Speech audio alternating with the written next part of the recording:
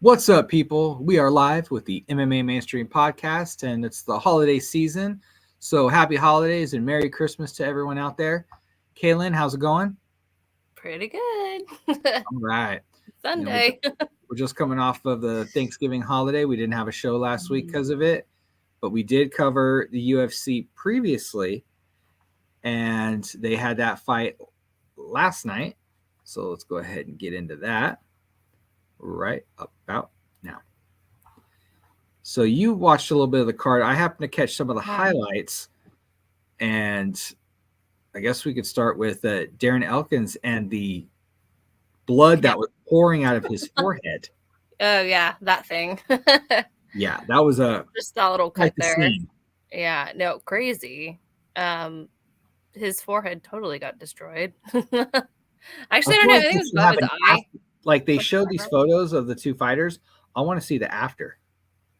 Yeah, I didn't see that. It's not, you always see after, the main event, and what happens to them after they leave the octagon, but didn't see anything about this one. I don't think it even bothered him at all, though, because he didn't care. It just looked terrible, and it was probably a pretty bad cut. But, hey, it happens. The damage took a lot of damage that night. We'll just say that. Yeah, he was messed up. Jonathan Pierce gets the unanimous decision win. Yeah. Man. Yeah, the doctor had to step in to look at it, and he said, okay, fine. If you're pouring blood like that. It's pretty bad. Yeah. All right. Then we had Michael Johnson getting the win by unanimous decision. Yeah, he did pretty good. Man, it's weird. He just kind of pops up out of nowhere sometimes, huh? Like we don't see that much he's of on the card.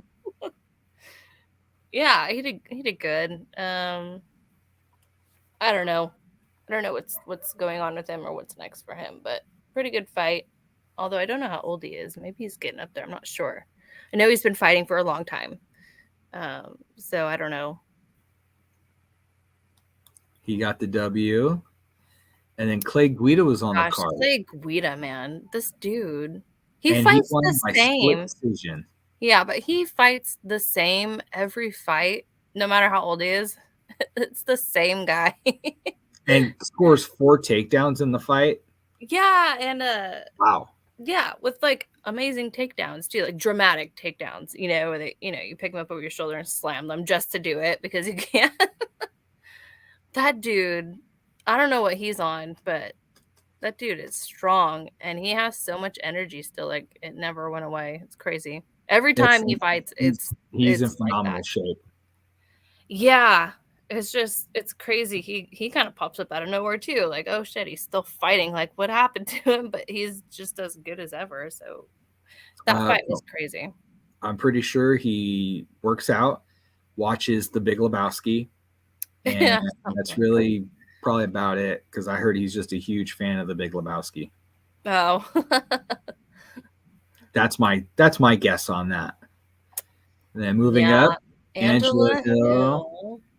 Finally gets her win. My God. She just is on.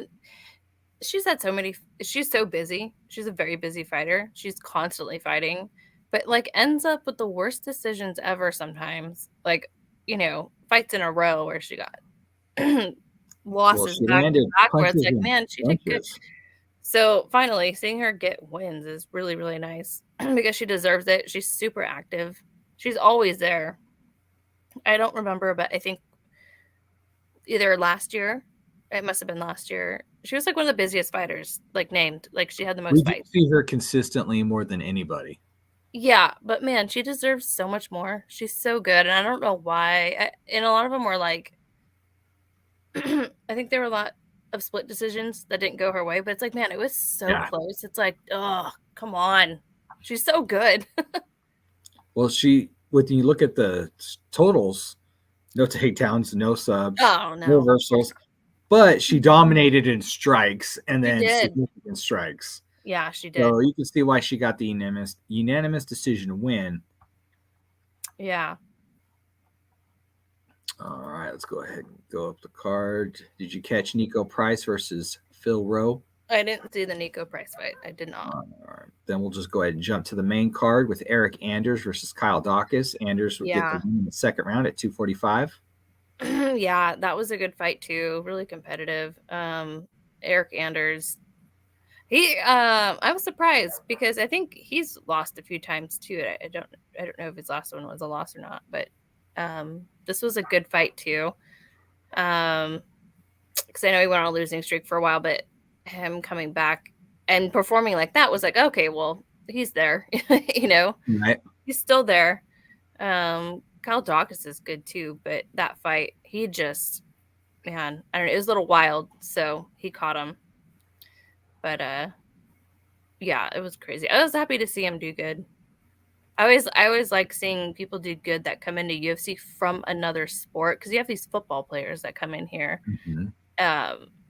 and they'll do okay, and then they'll have a lot of hype behind them at first, and they'll get some knockouts, and then they kind of they'll get some of their losses.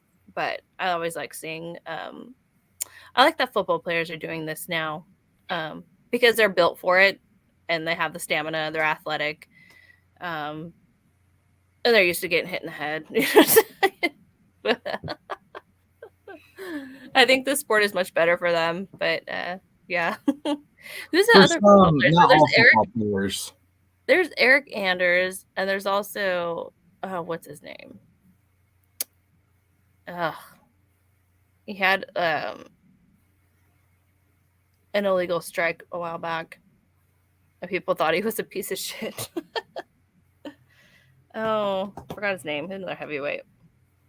Anyway, but yeah, I don't recall, so let's go ahead and just keep on going. You know who it is. I just cannot think of. If you said it, you're right. I would know right away. But he's got like he has like some kind of domestic violence case against him too. Gets his girlfriend. God, what's his name? Half the NFL. Yeah. Anyways, I did not catch Jack Hermanson. He had a performance of the night, second round KO TKO at 4:06. So good for him. Yeah. We'll see what happens next. This one, we had talked about a little bit on a previous show, and you took Tai Tuivasa. I don't recall if I did. I don't know if you did or not. I just remember you picking him because we are very big on him because he's an exciting fighter. Yeah. Unfortunately, he lost to Sergey Pavlovich at 54 seconds. And it was so great. That was so wild. I bet. Sergey just did not stop throwing punches. It was so crazy, and he got him, and it was just for a while there. It's like, okay, when is the ref gonna call it? Because he's not stopping, so that was crazy. That was unexpected. Well, with someone like Tai Tuivasa, you have to do something like that because if he you have to, yeah. If he plants his feet and throws, that's lights out. So you just punches and bunches, just go. Overwhelming. Yeah, and then this guy Sergey, I haven't seen a lot of him, or I don't really remember him, many of his fights, but I'm definitely gonna pay more attention now because this guy is crazy. Yeah, because he's Russian. That's true. Actually, is he from Russia or is he from the? Yeah, he's from Russia. Yeah, it's my people right there. So your people represent. Wait, he's Russian. Shouldn't he be in Bellator? Because Bellator just picks up all the Russian fighters. They do. The ones that don't get into UFC. Yeah, pretty much. All right, moving up the card. What'd you think of this bout? I did not see that one. All right, well, Matthias got the win in the second round at 144, so go ahead and keep on trucking. Brian Barberena lost to Rafael Dos Anjos. Oh, yeah. That 320 in the second by sub. Yeah, that fight was crazy as well. Dos Anjos got him a couple times in a choke, but couldn't get him. But man, he was squeezing so hard. It's like it's at any time it's gonna happen, and it did. But that was good to see him win because I remember him from a while back when he was on the top of his game, and it shows that he's not out yet. So we don't know what's next for him. But he's still there, so we'll see. What I think is interesting is you have a guy like him who's been around for so long, and then even like a Clay Guida, Yeah. and also Stephen Thompson, which we'll talk about that shortly, more about him shortly. You have these guys that talk about, well, I'm not really in title contention, like that's behind me now. I just like to fight. Yet they still come out here and get win after win after win. Yeah. Like, good for them. That's great. Yeah. But it's just crazy to think that these guys are like, well, I know better days are behind me yet. I'm gonna go out here and still yet kick ass. Yeah. And then he called out Conor McGregor after, I don't know. I highly doubt that fight will happen, but whatever. I don't either, but it'd be a fun fight. Let's be real, especially because he called out Conor McGregor. Conor McGregor is juiced out of his mind right now. Is he not? I mean, I keep seeing he's not in the testing pool for steroids and other types of drugs until February or something, which is enough time to cycle off. Right. So I'm like, he is so. What do you do? Okay, so what do you do if you're pretty sure someone's on that stuff, but they're like, oh, I'm not gonna submit my name into the testing pool until this date, and they're cycling off of PEDs. It's like, I mean, is there anything you could do? I mean, if they test clean, then they test clean. It's basically don't get caught. You don't get caught. I guess so. It doesn't. I mean, okay. So does it not matter that they do PEDs at certain times when they're not contractually obligated to fight? Maybe it's like something Conor McGregor has the luxury of doing because he doesn't have to be in a contract. He could say he can fight whoever he wants, and the UFC will do whatever he wants at whatever time he wants. So obviously, he's doing something. And well, I mean, if I'm right, clean, what are you going to do? If he has a fight coming up, he should be in the pool for USADA, and because he's not, he pretty sure he doesn't have to. So he's just like, I'm going to just take my name out. He can do whatever he wants. Yeah. So that's something maybe phenomenal looking shape. Right. So maybe that's just something Conor McGregor gets to do and other fighters that are like him, I think he more has the luxury of it compared to other fighters. Because he could pick when he wants to fight, no matter what. He could pick when he wants to get tested. I mean, not get to pick when he gets tested, but you give him a time frame that is. Well, I mean, it's like, okay, when they set up a fight, he knows he's got X amount of time. So, and then there's the time that they can just test him whenever they want. So it just depends. Right. But if you're going to make sure you're clean before even telling them, okay, cool. But oh my God, dude, those pictures, sometimes I don't think they're real. Are they all real? I mean, do you think they're real? I feel like they are. I haven't seen anybody be like, nope, this is BS. I don't know. Some of those pictures, I'm like, that's not him. That's a joke. But it was actually a picture of him. I'm like, well, what is he doing? Or it's a Conor McGregor lookalike. I mean, yeah, that's what I thought. That's what that was too. I thought that people were taking pictures that kind of looked like him, but were more beefed out than him, and saying it's Conor McGregor. But I think that was him, and that's crazy. Because who else has those tattoos? Like, come on. You could Photoshop pretty good these days, but that's true. No, they can. Know. Have you ever seen deep fakes? Yeah, it's really weird. The guy who does it on Instagram, who does Arnold and Arnold's voice in different movies. Ugh. It's hilarious, and I didn't realize I wanted to see Arnold Schwarzenegger in more comedy movies than anything in my life. Yeah. So it could be, but I don't think it is. I don't know. But thinking about it, I'm like, I think Conor McGregor is the only guy that has the luxury of picking. I think he's the one that could get away with it, He's a huge UFC, so slap in the face to everybody else, though. Like, man, he gets to go off right into the sunset and on his yacht, go do his roids, workout, whatever, and then choose to come back. He gets to choose who he wants to fight.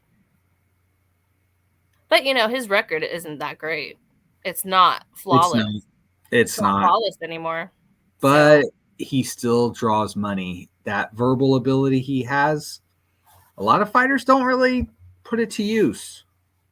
Yeah. But anyone that gets to fight him, they know that they're going to get paid. So that's why everyone calls him out. That's true. Like, they don't even care what the rankings are. They're like, just let me fight this guy so I can make the money. I don't know. But Yeah. So just thinking about that now, I'm like, wow, he gets the luxury of doing PEDs and getting away with it because when he gets tested, he's going to be clean. Unfortunately.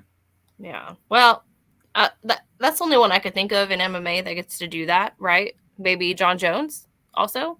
Well, yeah, John Jones hasn't fought in so long. I feel like he'd be out of the pool too. No, yeah, out of the pool, but he can tell them whenever he wants to be back in it. Yeah, and by that time he will be clean. It's the talks have been him fighting a heavyweight against Stipe, and then also random. We talked about it. Aljamain Sterling is going to be fighting against Henry Cejudo because Cejudo's like, I'm bored. I want to get back in it. Oh, that's exciting. I like that fight, though. I do too. We'll discuss that more as it gets closer. Let's go ahead and get back to the UFC Fight Night card. And now we're going to move on to the main event with Stephen Wonderboy Thompson getting the win in the 4th round against Kevin Holland. This fight could be fight of the year. It was so good. Thompson landed the perfect strikes a bunch of times, and it's like, man, this guy Kevin Holland is just, he takes everything and doesn't go down. I think the ref had to call this one. Yes. The ref had to call this one because he wouldn't give up, and oh my God, he took so many shots. It looked like maybe he broke his ribs a couple times. I don't know. And maybe it was like just the liver or something, but he was hunched over pretty bad. And the ref even thought he broke his ribs or something. And I think he asked him or something during the fight. It was pretty crazy. But in his corner, he looked like he was knocked out, but just, I don't know. Like when you looked at his eyes, you didn't think anything was in there type of thing. Jeez. But still got up, did more rounds. Now, talking about that the referee stopped it. If the fighter wants to continue, do you think that they should be allowed to continue? Because we've seen instances of that before. No. The referee's call is the final call.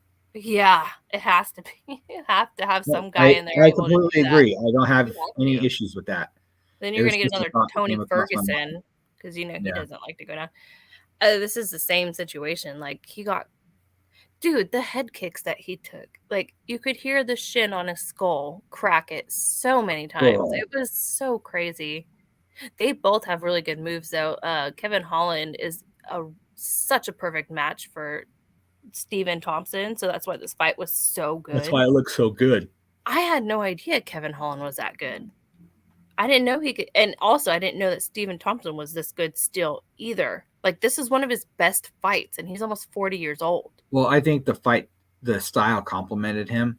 It did. When he goes against a wrestler, jiu-jitsu guy, like, what their main focus is against someone that we all know is mainly a striker. So yeah, but when you get Kevin Holland, another striker just like him, it is wild. It's fireworks. It was the perfect main event. Like this was such a good fight card. This ended up being really good. And it usually ends up that way with the free fights. Sometimes they end up having very good fight card.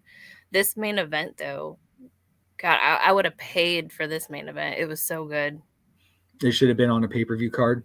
Yeah, too bad. Too bad they weren't. Hey, you got to enjoy it for free. But they got their own main event, and it was very, very good. So that's true. Good. And we'll be talking about the UFC main event pretty quick. Now, with Stephen Thompson, they were talking about, Stephen Thompson tells the UFC, give me a striker on path to title after rebound win. So he still has aspirations of being a UFC champ. Yeah, but it's the road to get there. Yeah, it's different. And he snapped a 2-fight losing streak by beating Kevin Holland. Yeah. Yeah, I mean, Thompson could still do it. He's perfectly able. Oh, my God. That was one of the best fights I've ever seen. It was really good. Now, I have a question for you since you're also a kickboxing fan. How do you think he would fare in Glory? Oh, too flashy? No, but so in Glory, but Glory in particular, you're going to get a lot of Muay Thai fighters that do really well. Stephen Thompson is not a Muay Thai fighter, so he does like the flashy spinning whatevers, but he's really good at it. Glory, I don't know. You see him? I mean, I would think it would be good. Successful. It would be good because he's a good striker, but against the pool of glory that is in there right now, I don't know. I think it'd be really tough. You're gonna have a lot of tough fights like this, maybe even tougher because the style's a little bit different. So yeah, glory. I don't know. That was that for the UFC fight night. Now we're going to move on to this weekend, the 10th, UFC 282, where Jan Blachowicz versus Magomed Ankalaev. Jeez. I always forget like the pronouncers. I don't have a pen on me, so I couldn't write it. Ankalaev. Which I'm all, Uncle Liev? Who's that? Whose uncle is that? Anyways, that's the fight. That's the main event for the light heavyweight title. We have Jan at 29-9. So this is for the interim belt, right? Or is this? Oh no, the belt's vacated. So this is the actual. Okay, so this is the title fight. Wow, here we go again. That's crazy. That's it.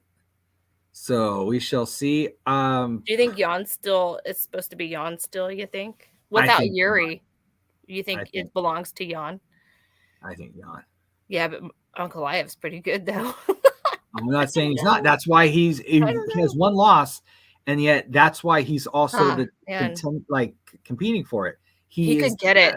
He could get it. I don't doubt it. I'd like to see Jan win, but you think it belongs to Jan, so I would like to see Jan win, but man, I feel like Magomed could finish him. That would be I don't know. This should be a good fight, especially because they're ranked number 2 and number 3. 2 and 3, that's the best. That should be phenomenal.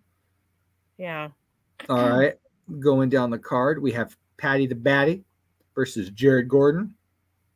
Don't know who. I mean, I think I've seen Gordon fight once, but who knows that guy?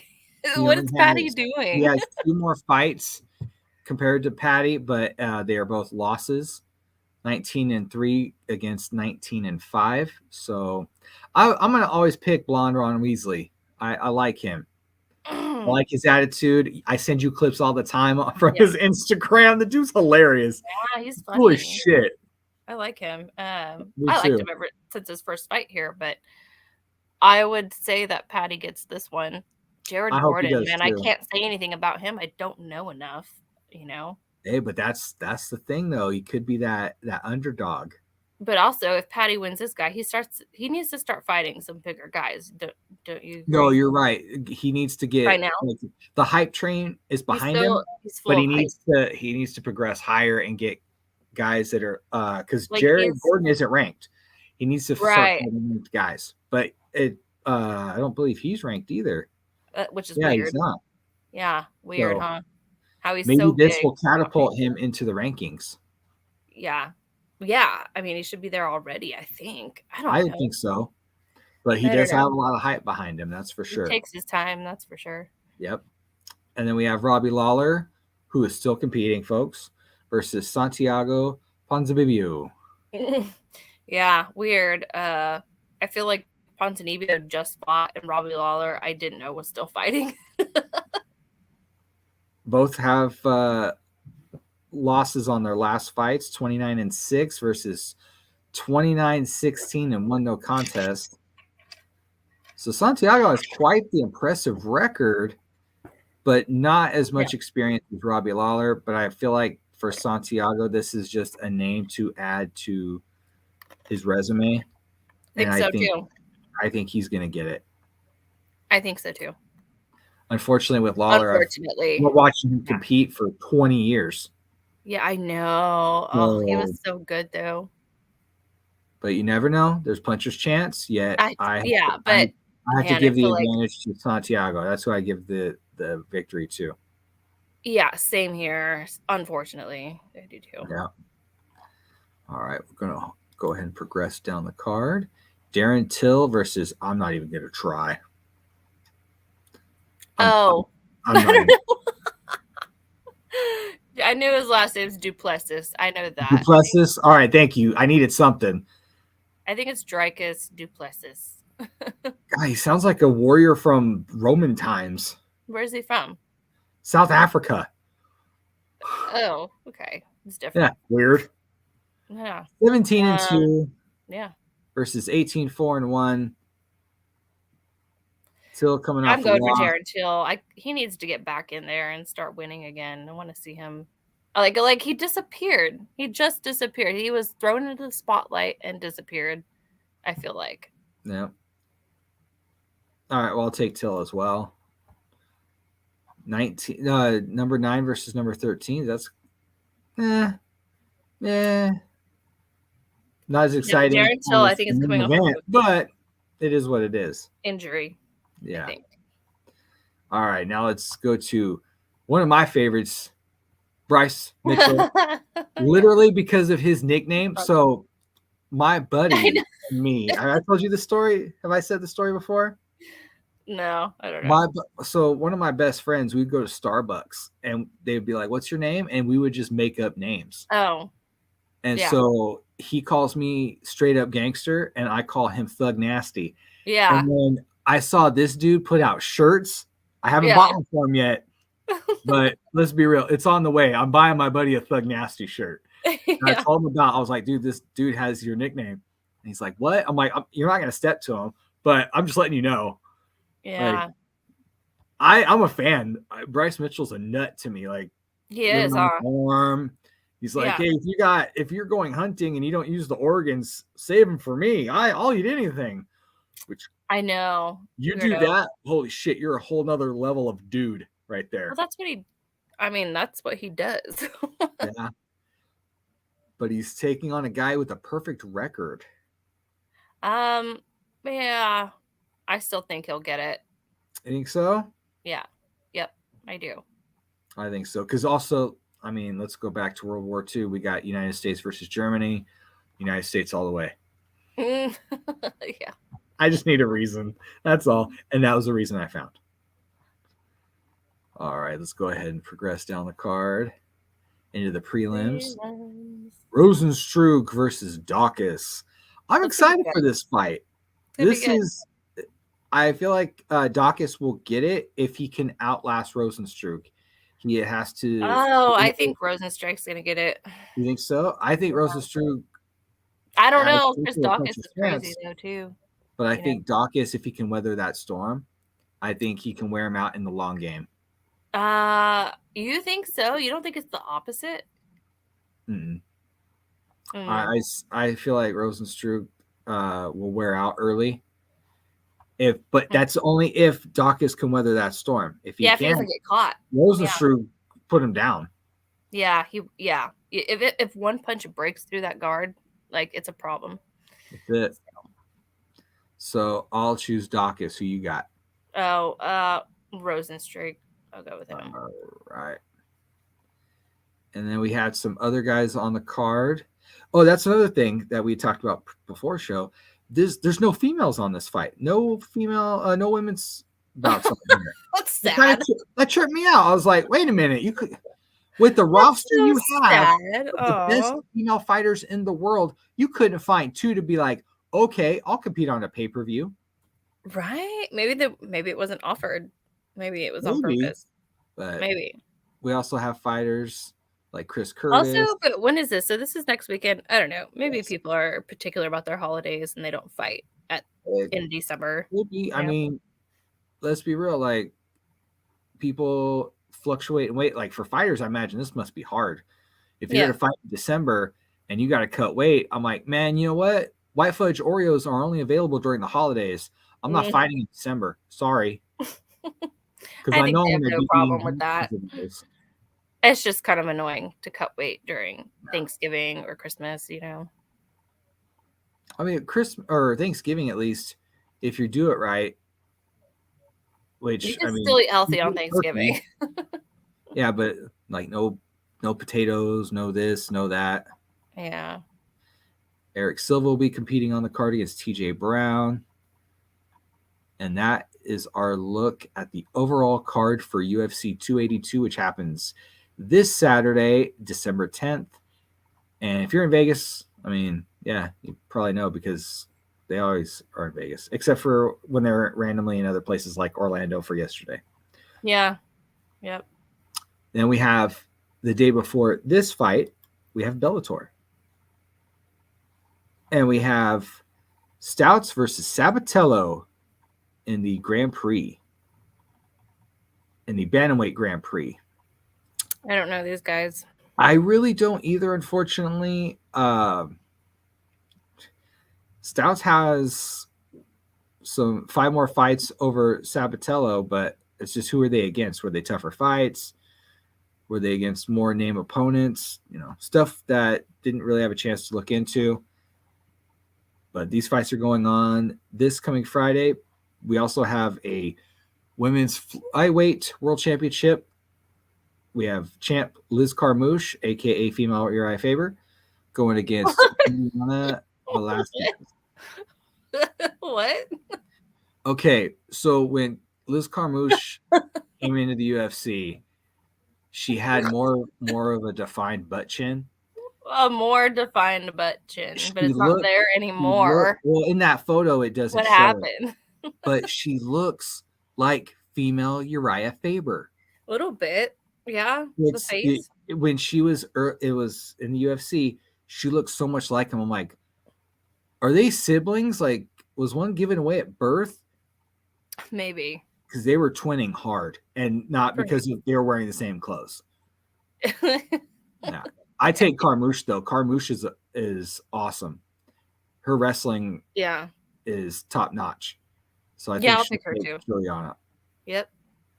And then we have some more fight. It's basically just rounding out the Grand Prix for the. Wasn't that guy in UFC, Magomedov? I'm not sure. I remember hearing about him in Bellator. I don't recall if he was in the UFC. I thought he was in UFC, but in Bellator though. So that's the Bellator card. That's going to be on Friday. I believe they're still on Showtime, so you can go ahead and check that out. And then moving on, some weird stuff going on in the world of MMA, and it involves James Krause.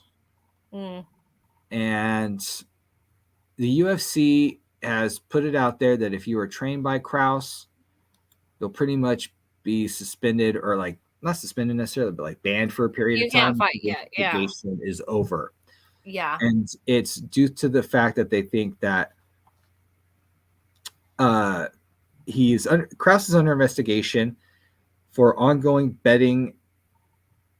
It's a betting investigation after abnormal activity was discovered before his fighter, Derek Minor, faced Salayan. I'll give up on that. Before his fight at UFC Fight Night 214. And so they've suspended Krause's license for the duration of the investigation. So that was like the previous fight card, I think, that we had. Derek Minor was on there. And it's because they think that he may have, I believe this is from what I understand, he may have bet on that fight with knowledge because his fighter was one of the guys competing. So he had insider knowledge and then bet on the fight. Yeah. That's sad if that's true. Yeah. Although, I feel like they should crack down on that because you don't want that to get out of hand. Very true. Because then you have these fans that are paying for this fight that they think is a real fight. But when you have people going there planning to throw the fight or whatever, that could go downhill so fast. Like you lose trust in UFC. Like who would want to watch it? Well, it's part of the problem that they've had run into with boxing. And it wasn't even necessarily throwing a fight. It's just that some of these trainers have knowledge of their fighter and are like, you know what? I agree. I don't think they should be able to bet at all. I don't think so. Think so. I completely agree. Yeah. But I think that should be just for the fans. But there's also a way around it. Unfortunately, you give somebody else the money to go place the bet. Do I think it's right? No. Does it happen? I imagine this is probably the first time someone's got really caught. Something must be going on if they did that. Yeah, especially in a government investigation. It's pretty harsh. And who knows when that's going to be over, which is really sad because you don't know when he can come back to find out what really happened. But also the government, man, good luck, Right? Exactly. Who knows what they're going to do? Who knows at what time frame they're going to even look into that? So also talking about someone who is out of the UFC, we're going to move on. Aspen Ladd got the win in PFL. She didn't make weight in the UFC, but she could get the W in PFL. Interesting, right? Yep, she beat former Bellator champion, women's champion, Julia Budd by a split decision. But Julia Budd, I mean, how old is she? I mean, old enough. Yeah. No, that's a good point. Like, she is a vet, like a weathered vet. She is. Yeah, she is a vet. But let's be real. Just, I just used that as a segue to end up talking about PFL because the thing that shocked me and probably you the most was Larissa Pachenko beating Kayla Harrison. I don't even know who Larissa Pacheco was. Neither do I. But Kayla Harrison lost, which is crazy. That's new. I don't think she's ever lost in MMA before. I believe this was her first. Yeah. And yet she's still one of the baddest women on the planet. I don't care. Yeah. But also, it's like, she lost. Okay. But I always want to wonder what it'd be like with her against the UFC fighters at that weight. Although there is no 155 weight class for UFC. And she's such a big girl. So I don't know. We don't know if those fights are ever going to happen. They probably won't. They could, but they probably never won't. know. So she's automatically in this pool of limited competition. And when you get someone that is fairly competitive, like Larissa Pacheco, that got the win from her, it's like, okay, well, how shallow is the pool? I don't know. They're in their own little world over there at PFL. That's true. That's, you're right. You're right about that. Except it sucks that she lost, but it also, how does she rebound from that? But also, it's like, that's a different measuring tool over there, I feel like. And I'm not saying it's any less, but we just don't know. UFC is obviously the best, I think, as far as we know. Because she lost to Pachenko, do you think that she is suited for the UFC regardless? It's just the weight class. I don't know. I mean, if she could cut 10 more pounds to make the 145, which is not a very good fighting pool in that division either, there's nobody there. They're all 135ers that just don't cut weight. So you're not going to find a 145er to fight a 155er, So I don't know. I have no idea. But they're in their own world over there. I know that. So who knows? But we shall see what happens with Kayla Harrison because we are fans. And then also looking at this article to correct something we had said earlier, it wasn't doctor stoppage for the Kevin Holland fight. It was corner stoppage. Oh, corner. Yeah, it was corner. Yeah, sorry. It was the corner. It sucks. He broke his hand, though. Also, yeah. But props to his corner for looking out for his health. And he didn't look good. He didn't look good. Realizing he took a ton of damage and was like, this needs to be done. Yeah, and it was so much. He took a lot. I wouldn't want someone to keep fighting that took head kicks like that. No. And his hand was broken early on, so it's like, oh god. It's cool you want to be a tough guy, but you gotta think about the long game. Yeah, and a lot of people were saying, and I think DC said this in particular. Was it DC that said it? Yeah, I think so. Said that his ego got in the way because he was, he always trash talks his opponent, which is funny. But also, I mean, he was trash talking Thompson while getting kicked in the head. So it's like, all right, he runs his mouth, and that's what we all love about him. Yeah. So, I mean, but his fights make it interesting that way, and that's what he does. He's known for that. So I get it, but it's like it wasn't going so well for him towards the end there. So I'm glad the corner stopped. And I'm like, who's going to let this guy get back up off the stool? Like, don't do it. You know, he did it the first whatever rounds and it was sketchy. And I'm like, is he out or is he good? But then he started fighting again. I'm like, maybe he was good. And then he was not good after a while. So I'm glad they stopped that. He wouldn't have stopped. He would have died in there, you know? Yeah. And a lot of fighters are just that way, but it's good that the corner, his coaches were like, no. Yeah, exactly. All right. Now, lastly, Cain Velasquez. We talked about him being released from prison, and the judge was like, you know what? We understand you need to make some money. So go ahead and do pro wrestling. Perfect. Yeah, I think that's what he was doing before. Anyway. He was. He had been doing pro wrestling things. Like he did some stuff with WWE, but they didn't keep him. But in Mexico, they have AAA, Lucha Libre AAA promotion. And so that's where he's been working. Good. And so because it's out of country, I believe they probably had to get the okay from the judge. And the judge was like, okay, like, we know you're coming back. Yeah. So it's nice to see that Cain Velasquez is doing something. And I'm glad he could do something while he's out. Exactly. Since he's not fighting anymore, but still. I think his trial's coming up, isn't it, in a couple weeks? It should be, because he was locked up for a hot minute, and with everything. They only let him out for like a few weeks, though, too. Yeah. So we'll see what happens when that starts, because we will definitely be talking about it when that begins. That's for sure. And then let's see, what else do we have? 17th 559 Fights is going to be taking place in Visalia again. We already just had discussed on a previous show our enjoyment of the previous fight card.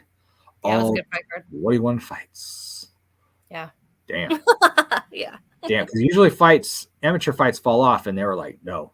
None of them did. Gold. We're going for gold with this. So. Yeah.